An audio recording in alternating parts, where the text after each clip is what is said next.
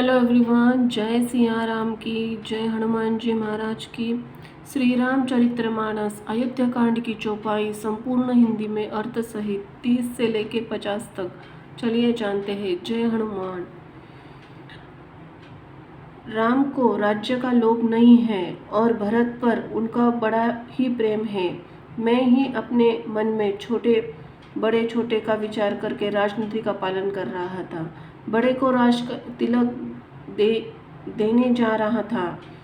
राम की 100 बार सौगंध खाकर मैं सभाओं से कहता हूँ कि राम की माता कौशल्या ने इस विषय में मुझे कुछ भी नहीं कहा। अवश्य ही मैंने तुमसे बिना पूछे ही ये सब किया। इसी से मेरा मनोरथ खाली हो गया।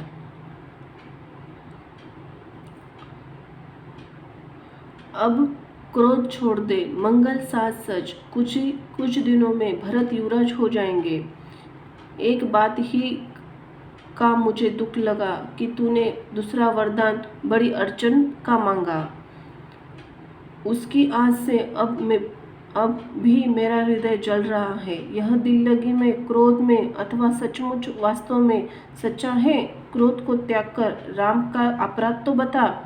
अब कोई कहते हैं राम तो बड़े ही साधु है। तू स्वयं भी राम की सराहना करती है और उन पर स्नेह किया करती है। अब यह सुनकर मुझे संदेह हो गया कि तुम्हारी प्रशंसा स्नेह कहीं झूठी तो न थे। जिसका स्वभाव शत्रु को भी अनुकूल है, वह माता के प्रतिकूल आचरण क्यों करेगा? हे प्रिय, हंसी और क्रोध छोड़ दे और विवेक उचित विचार कर वर मांग, जिससे अब नेत्र भरकर भरत का राज्य अभिषेक देख सकूं। चौपाई। मछली चाहे बिना पानी के जीती रहे और सांप भी बिना चाहे बिना भी मणि के दिन दुखी होकर जीता रहे, परंतु स्वभाव से कहता हूँ, मन में जरा सा भी छल रख कर नहीं। मेरा जीवन राम के बिना नहीं है। हे प्रिय जी, मैं समझ कर देख, मेरा जीवन श्री राम के दर्शन के लिए अधीन है। राजा के कोमल वचन सुनकर दुर्बुद्धि कैकेयी अत्यंत जल रही है, मानो अग्नि में घी की आहुतियां पड़ रही है। कैकेयी कहती है, आप करोड़ों उपाय क्यों न करें, यहाँ आपकी माया चालबाजी नहीं चलेगी। या तो मैंने मांगा है सो दीजिए, नहीं तो नहीं करके अपयश ला जीजिए। मुझे बहुत प्रपंच बैखड़े नहीं सुनाते। राम साधु है, आप सयाने साधु हैं और राम की माता भी भली है। मैंने सबको पहचान लिया है। कौशल्या ने मेरा जैसा भला चाहा है, मैं भी साका करके याद रखूंगी और योग्य उन्हें वैसा ही फल दूंगी। सवेरा होते ही मुनि का वेश धारण कर यदि राम वन को नहीं जाते तो हे राजन, मन में निश्चय समझ लीजिए, मेरा मरना होगा और आपका अपयश। चौपाई। ऐसा कहकर कुटिल कैकेयी उठ गई, मानो क्रोध की नदी उमड़ रही हो। वही नदी पाप रूपी पहाड़ से प्रकट हुई है, क्रोध रूपी जल से भर रही है। ऐसी भयानक है कि देखी नहीं जाती। दोनों वरदान उस नदी के दो किनारे है। कैकेयी का उसी हट की उसकी तीव्र धारा है और कुबड़ी मंथरा के वचनों की प्रेरणा ही भंवर है। वह क्रोध रूपी नदी राजा दशरथ रूपी वृक्ष को जल मूल से ढिलाती हुई विपत्ति रूपी समुद्र और सीधी चल रही है। राजा ने समझ लिया कि बात सचमुच वास्तव में सच्ची है। स्त्री के बहाने मेरी मृत्यु सिर पर नाच रही है। तदनंतर राजा ने कैकेयी के चरण पकड़कर उसे बिठाकर विनती की कि तू सूर्यकुल रूपी वृक्ष के लिए कुल्हाड़ी मत बन। तू मेरा मस्तक मांग ले, मैं तुझे अभी भी दे दूं, पर राम का विरह मुझसे मत मार। जिस किसी प्रकार से हो तू राम को रख ले, नहीं तो जन्म भर तेरी छाती जलेगी। दोहा। राजा ने देखा कि रोग असाध्य है, तब वे अत्यंत अर्थवाणी से हा राम हा रघुनाथ कहते हुए सिर पटक कर जमीन पर गिर गए। राजा व्याकुल हो गए, उनका सारा शरीर शिथिल पड़ गया, मानो हाथी ने कल्प वृक्ष को उखाड़ फेंका हो। कंठ सूख गया, मुंह से बात नहीं निकलती, मानो पानी के बिना बिना पहिना नामक मछली तड़प रही हो। कई फिर कड़वे कठोर वचन बोली, मानो तो घाव जहर भर भी रही हो। कहती है, जो अंत में ऐसा ही करना था तो आपने मांग मांग किस बल पर कहा था। हे राजा, हठस्का मारकर हंसना और गाल फुगाना, क्या ये दोनों एक साथ हो सकते हैं? दानी भी कहना और कंजूसी भी करना, क्या राजपूती में क्षेम कुशल भी रह सकती है? लड़ाई में बहादुर भी दिखावे, कहीं चोट भी नहीं लगे। या तो प्रवचन प्रतिज्ञा ही छोड़ दीजिए या धैर्य धारण कीजिए, तो असहाय स्त्री की भांति रोइए पिटिए नहीं।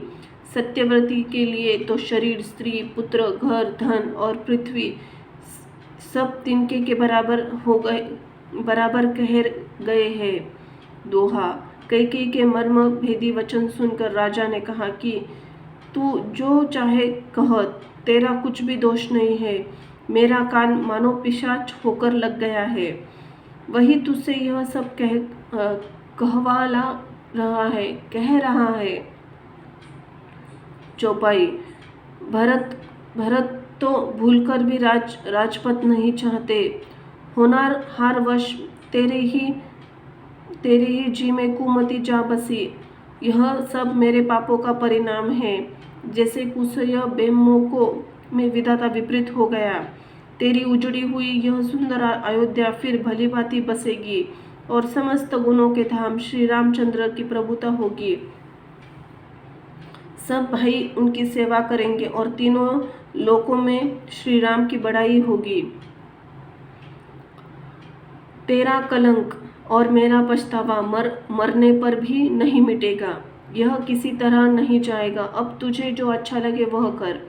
मुंह छुपा कर मेरी आंखों की ओर ओट जा बैठ, अर्थात मेरे सामने से हट जा, मुझे मुंह ना दिखा। मैं हाथ जोड़कर कहता हूँ कि जब तक मैं जीता रहूँ तब तक फिर कुछ ना कहना, अर्थात मुझसे न बोलना। अरे अभागी, फिर तू अंत में पछताएगी। जो तू नहारू तात के लिए गाय को ही मार रही है। तात के लिए गाय को ही मार रही है। दोहा। राजा करोड़ों प्रकार से बहुत तरह से समझाकर यह कहकर कि तू सर्वनाश कर रही है, पृथ्वी पर गिर पड़े, पर कपट करके चतुर के कुछ बोलती नहीं, मानो मौन होकर मसान जगा रही हो, शमशान में बैठकर प्रेत मंत्र सिद्ध कर रही हो। चौपाई। राजा राम राम रट रहे हैं, ऐसे व्याकुल हो रहे हैं जैसे कोई पक्षी पंख के बिना बेहाल हो। वे अपने हृदय में मनाते हैं कि सवेरा न हो और कोई जाकर श्री राम जी से ये बात न कहे। हे रघुकुल, हे गुरु, हे मूल पुरुष सूर्य भगवान, आप उदय न करें। अयोध्या को बेहाल देखकर अपनी हृदय में बड़ी पीड़ा होगी। राजा के प्रति कैकेयी की निष्ठुरता, दोनों को ब्रह्मा ने सीमा तक ही रचकर बनाया है, अर्थात राजा की प्रेम की सीमा और कैकेयी की निष्ठुरता की। विलाप करते करते राजा को सवेरा हो गया। राजा द्वार पर वीणा, बांसुरी और शंख की ध्वनि होने लगी।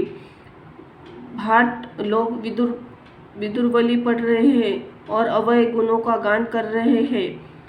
सुनने पर राजा को वे बांध से लगते हैं। राजा को ये सब मंगल साज कैसे नहीं सुहा रहा है। जैसे पति के साथ सती होने वाली स्त्री को आभूषण, श्री रामचंद्र जी के दर्शन की लालसा, उत्साह के कारण उस रात्रि में किसी को नींद नहीं आई।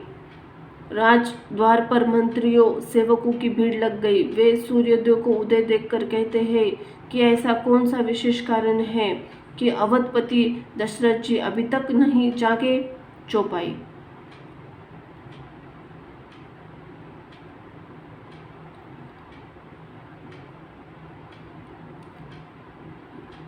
नहीं जागे। राजा नित्य ही रात के पिछले पहर पर जाग जाया करते हैं, किंतु आज हमें बड़ा आश्चर्य हो रहा है। सुमंत्र, जाओ, जाकर राजा को जगाओ। उनकी आज्ञा पाकर हम सब काम करेंगे।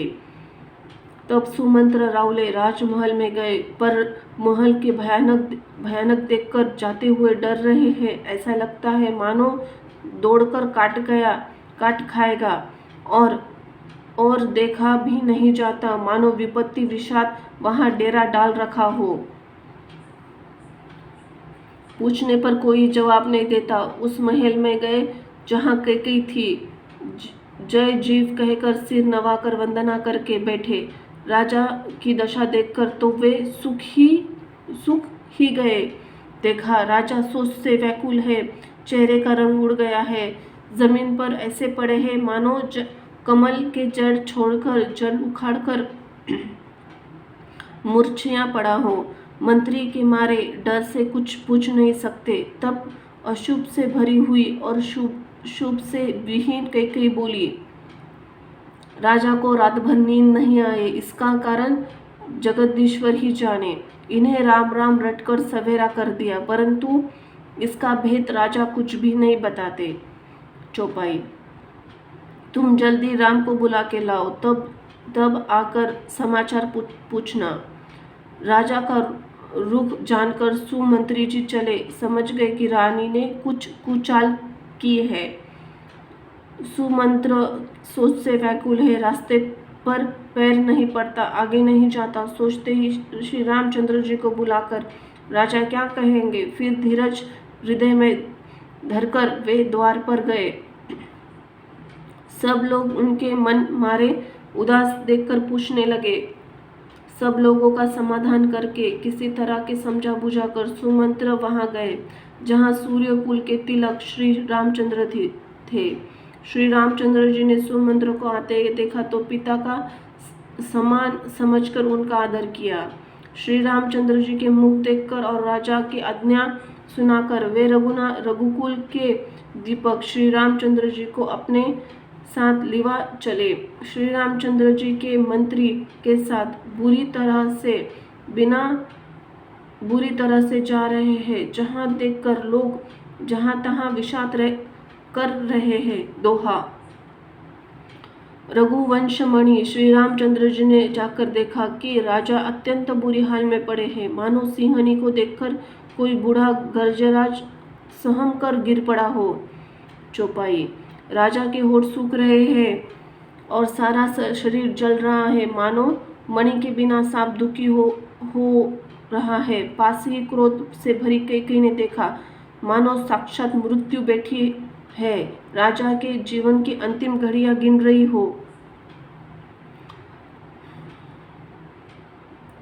श्री रामचंद्र जी का स्वभाव कोमल करुणामय है। उन्होंने अपने जीवन में पहली बार दुख योग देखा। पहले कभी उन्होंने दुख सुना भी न था, तो भी समय का विचार करके हृदय में धीरज धरकर उन्होंने मीठे वचनों से माता कैकेयी से पूछा, हे माता, मुझे पिताजी दुख का कारण कहो, ताकि उनका निवारण दुख दूर हो, यह यत्न किया जाए। कैकेयी ने कहा, हे राम, सुनो, सारा कारण यही है कि राजा का तुम पर बहुत स्नेह है। इन्होंने मुझे 2 वरदान देने को कहा था। मुझे जो अच्छा लगा मैंने वही मांगा। उसे सुनकर राजा के हृदय में सोच हो गया, क्योंकि ये तुम्हारा संकोच नहीं छोड़ सकते। इधर तो पुत्र का स्नेह है, उधर वचन प्रतिज्ञा। राजे इसी धर्म संकट में पड़ गए हैं। यदि तुम कर सकते हो तो राजा की आज्ञा शिरोधार्य करो और इनके कठिन क्लेश को मिटाओ। चौपाई, कैकेयी बेधड़क बैठी ऐसी कड़क वाणी कह रही है, जिसे सुनकर स्वयं कठोरता भी अत्यंत व्याकुल हो उठी। जीभ धनुष्य है, वचन तो बहुत सारे तीर है, और मानो राजा ही कोमल निशाने के समान है। इस सारे समान के साथ मानो स्वयं कठोरपन श्रेष्ठ वीर का शरीर धारण करके धनुष्य का विद्या सीख रहा है। श्री रघुनाथ जी को सब बेहाल सुनकर वह ऐसे बैठी है मानो निष्ठुरता का शरीर धारण किया हो। सूर्य स्वाभाविक आनंद निधान श्री रामचंद्र जी मन में मुस्कुराकर सब दूषणों से रहित ऐसे कोमल वचनों से सुंदर वचन बोले जो मानव वाणी के भूषण थे। हे माता सुनो, वही पुत्र बड़भागी है जो माता पिता के वचनों अनुराग का पालन करने वाला है। आज्ञा पालन के द्वारा माता पिता को संतुष्ट करने वाला पुत्र हे जननी सारे संसार में दुर्लभ है। दोहा, वन में विशेष रूप से मुनियों का मिलाप होगा जिससे मेरा मन सभी प्रकार से कल्याण है। फिर उसमें भी फिर पिताजी की आज्ञा हे जननी तुम्हारी सम्मति है। चौपाई, और प्राण प्रिय भरत राज्य पावेंगे। इन सभी बातों को देखकर यह प्रतीत होता है कि आज विधाता सब प्रकार के सम्मुख है, मेरे अनुकूल है। यदि ऐसे काम के लिए भी मैं वन को न जाऊं तो मूर्खों के समाज में सबसे पहले मेरी गिनती करनी चाहिए। जो कल्पवृक्ष को छोड़कर रेड़ की सेवा करते हैं और अमृत त्याग कर विष मांगते हैं, हे माता तुम मन में विचार करके देखो, वे महामूर्ख भी ऐसा मौका पाकर भी न चूकेंगे। हे माता, मुझे एक ही दुख का विशेष रूप हो रहा है। वह महाराज अत्यंत व्याकुल देखकर इस थोड़ी सी बात के लिए पिताजी को इतना भारी दुख हो। हे माता, मुझे इस बात पर विश्वास नहीं होता, क्योंकि महाराज तो बड़े बड़े और धीर गुणों के अथाह समुद्र है। अवश्य ही मुझसे कोई अपराध हो गया है जिसके कारण महाराज मुझसे कुछ नहीं कहते। तुम्हें मेरी सौगंध है माता, तुम सच सच कहो। दोहा,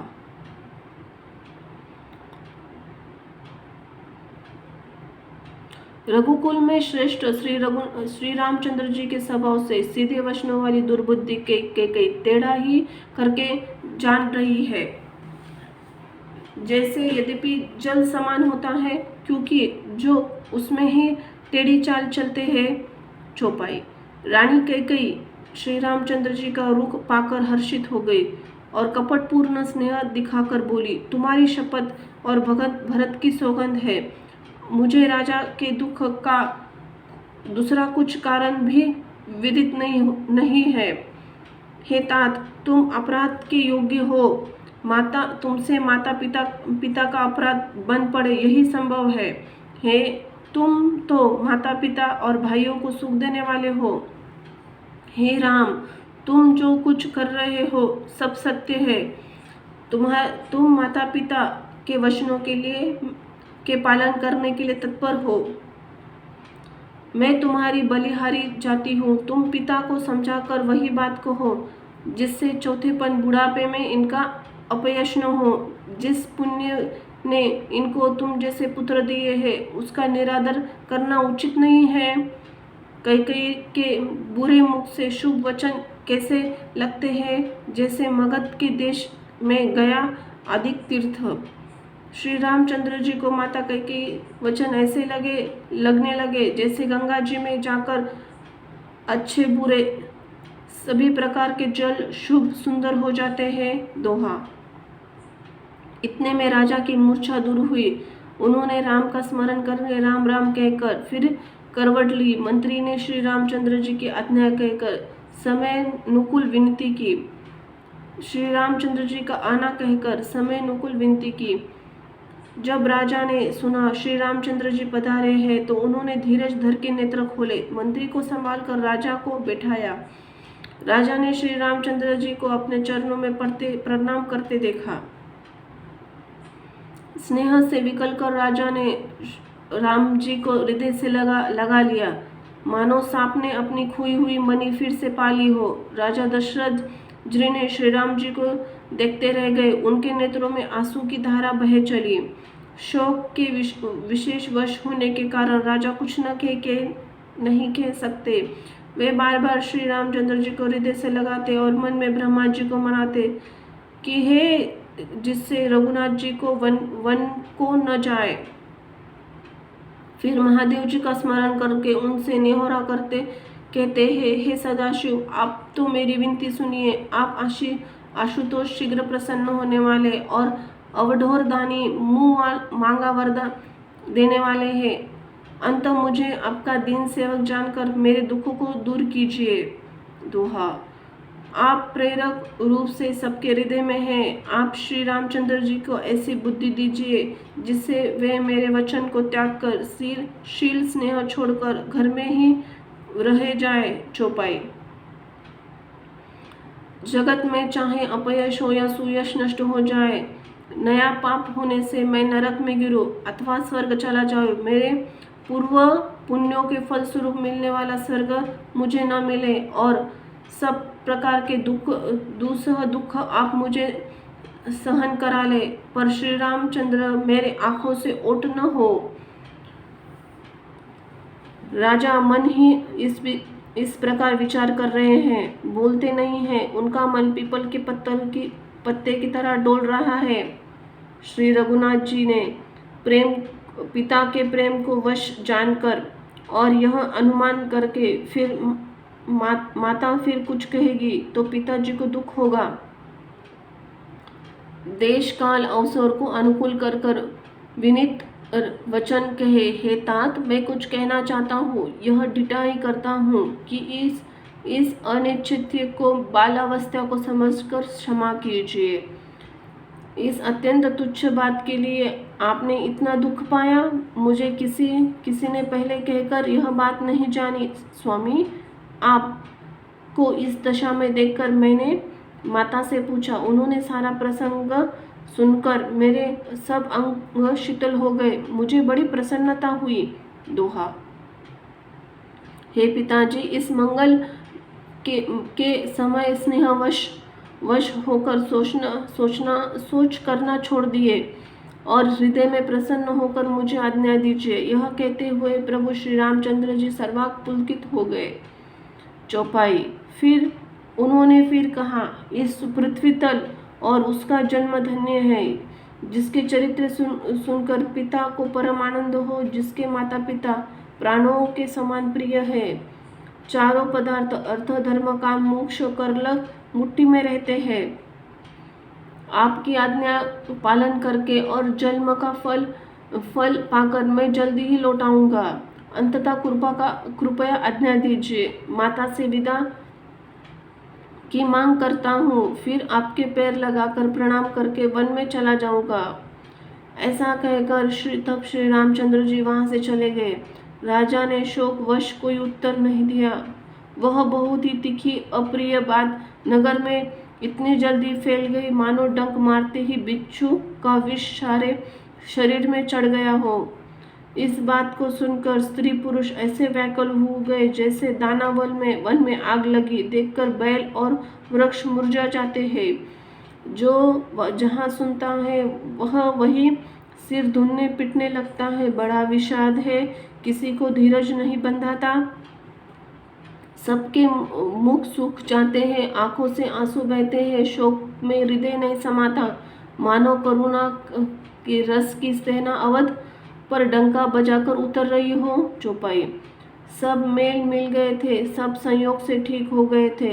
इतने में ही विधाता ने बात बिगाड़ दी। जहाँ तहाँ लोग कई को गाली दे रहे हैं। इस पापिन को क्या सूझ पड़ा, इसने छाए घर पर आग रख दी। यह अपने हाथ से अपनी आंखों को निकालकर आंखों के बिना देखना चाहती है और अमृत को फेंककर वृक्ष चखना चाहती है। यह कुटिल कठोर दुर्बुद्धि अभागिनी कैकेयी रघुवंश में बांस के रूप में वन के लिए अग्नि हो गई। पत्ते पर बैठकर इसने पेड़ को काट डाला, सुख में शोक ठटकर रख दिया। श्री रामचंद्र जी इसे सदा प्राणों के समान प्रिय थे, फिर भी न जाने किसी कारण इसकी कुटिलता ठानी। कवि सत्य ही कहते हैं कि स्त्री का स्वभाव तो सब प्रकार से पकड़ में न आने के योग्य अथाह और भेद भरा होता है। अपनी परछाई भले ही पकड़ जाए, पर भाई स्त्रियों की गति चाल कोई नहीं जानी जाती। दोहा। आग क्या नहीं जला सकती, समुद्र में क्या नहीं समा सकता, अबला कहने वाली प्रबल स्त्री जाति क्या नहीं कर सकती। और जगत में काल किसको नहीं खाता। चौपाई। विधाता ने मुस्कुराकर सुनाकर क्या सुना दिया और क्या दिखाकर अब वह दिखाना चाहता है। एक कहते हैं कि राजा ने अच्छा किया, दुर्बुद्धि कैकेयी को विचार कर वर नहीं दिया।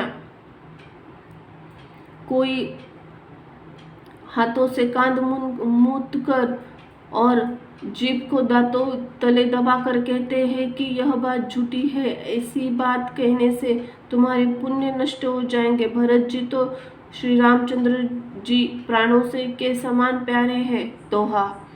चंद्रमा चाहे शीतल किरणों की तरह जगह आंख की चिंगारियों में बसने वाले अमृत चाहे विष के समान हो जाए, परंतु भरत जी स्वप्न में भी श्री रामचंद्र जी के विरुद्ध कुछ नहीं करेंगे। चौपाई। कोई एक विधाता को दोष देते हैं जिसने अमृत देखकर विष दे दिया। नगर में खलबली मच गई और सब किसी को सोच हो गया। हृदय में दुख सह जलिन हो गए, आनंद उत्साह मिट गया। ब्राह्मणों की स्त्रियां कुल की माननीय बड़ी बूढ़ी और जो कैकेयी की परम प्रिय थी, वे उसके शील सराहना करके सीख देने लगी और उसको उसके वचन के बाण समान लगते हैं। वे कहती है, तुम तो सदा कहती थी कि श्री रामचंद्र के समान मुझको भरत प्यारे नहीं है। इस बात को सारा जगत जानता है। श्री रामचंद्र जी पर तो तुम स्वाभाविक स्नेह करती हो, आज किस अपराध से उन्हें वन देती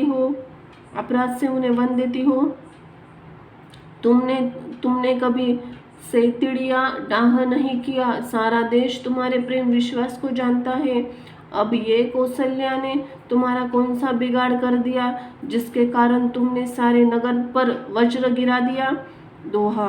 क्या सीता जी ने अपने पति रामचंद्र जी का साथ छोड़ देगी? क्या लक्ष्मण जी श्री रामचंद्र जी के बिना घर पर रह सकेंगे? क्या भरत जी श्री रामचंद्र के बिना अयोध्यापुरी का राज भोग सकेंगे? और क्या राजा श्री रामचंद्र जी के बिना जीवित रह सकेंगे? अर्थात न सीता जी यहाँ रहेंगे, न लक्ष्मण रहेंगे, न भरत राज्य करेंगे और न राजा जीवित रहेंगे। अब सब उजाड़ हो जाएगा।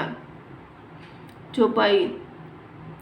हृदय में ऐसा विचार करके क्रोध छोड़ दो, शोक और कलंक की कोठी मत बनो। भरत को अवश्य युवराज पद दो, पर श्री रामचंद्र जी में वन में क्या काम है?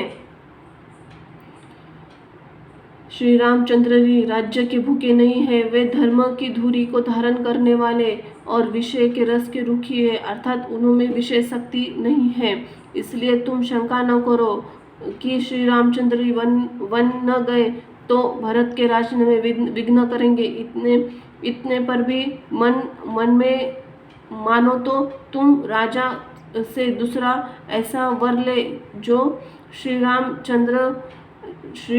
घर छोड़कर गुरु के घर रहे। जो तुम हमारे कहने पर न चलोगी तो तुम्हारे हाथ कुछ भी नहीं लगेगा। यदि तुम कुछ हंसी की हो तो उसे प्रकट में कहकर जाने दो, मैंने दिल्ली की है। राम सहरी का पुत्र क्या वन के योग्य है? यह सुनकर लोग क्या कहेंगे? जल्दी उठो, उपाय करो जिस उपाय से शोक और कलंक का नाश हो। छंद। जिस तरह नगर भर में शोक और तुम्हारा कलंक मिटे, वही उपाय करके कुल की रक्षा कर। वन जाते ही श्री रामचंद्र जी को हट करके लौटा ले। दूसरी कोई बात न चला। तुलसीदास जी कहते हैं, जैसे सूर्य के बिना दिन, प्राण के बिना शरीर, चंद्रमा के बिना रात निर्जीव तथा शोभाहीन हो जाती है, वैसे ही श्री रामचंद्र के बिना अयोध्या हो जाएगी। हे भामिनी, तुम हृदय में इस बात को समझकर विचार करके तो सही सरोठा। इस प्रकार सखियों ने ऐसी सीख दी जो सुनने में मीठी, परिणाम में हितकारिक थी। पर कुटिला कुबरी सिखाई पढ़ाई हुई कैकेयी ने इस जरा सा भी कान नहीं दिया। कैकेयी को कोई उत्तर नहीं देती थी।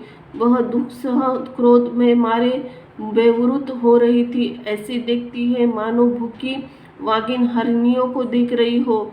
तब सखियों ने रोग को असाध्य समझकर उसे छोड़ दिया। सब उसको मंद बुद्धि अभागिनी कहती हुई चल दी।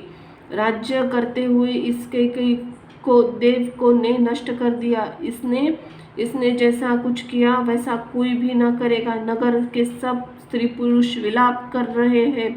उस कुचली कैकेयी को करोड़ों गाली दे रहे हैं। लोग विषम ज्वर भयानक दुख की आग से जल रहे हैं। लंबी लंबी सांसें लेते हुए वे कहते हैं कि श्री रामचंद्र जी के बिना जीने का कौन सी आशा है। महान विनियोग की आशंका से प्रजा व्याकुल हो गई है। मानो पानी सूखने का समय जलचर जीवों का समुदाय व्याकुल हो रहा हो। सभी पुरुष स्त्रियां अत्यंत विषाद वश में हो रही है। स्वामी रामचंद्र जी की माता कौशल्या के पास गए। उनका मुख प्रसन्न है, चित्त चौवाचा उत्साह है। यह सोच मिट गया कि राजा कहीं रख न ले। श्री रामचंद्र जी को राज तिलक की बात सुनकर विषाद हुआ था। तब भाइयों को छोड़कर बड़े भाई मुझको ही राज तिलक होता। बड़े भाई मुझको ही राज तिलक क्यों होता। अब माता कैकेयी की आज्ञा और पिता का मौन संपत्ति पाकर वह सोच मिट गया। जय हो सिया राम की, जय हो हनुमान जी महाराज की। धन्यवाद।